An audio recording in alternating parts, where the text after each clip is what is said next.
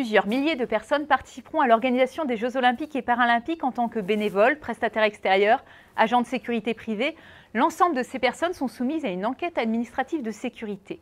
Revenons aujourd'hui sur ce processus largement fantasmé, mais surtout très encadré.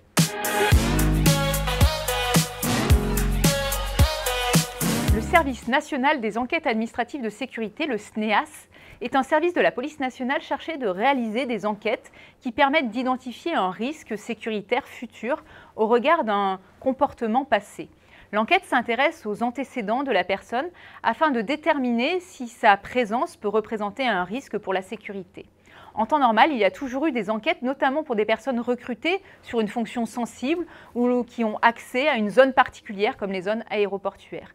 Les personnes pouvant faire l'objet d'une enquête administrative de sécurité sont prévues par le Code de la sécurité intérieure.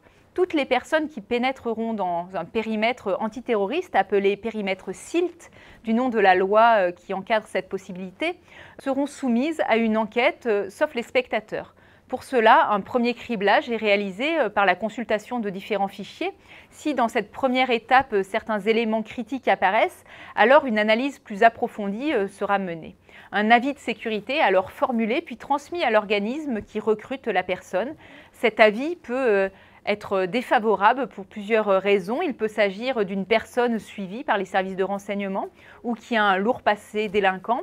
Il s'agit surtout de répondre à des objectifs de prévention du terrorisme et d'empêcher d'éventuelles atteintes à la sûreté de l'État.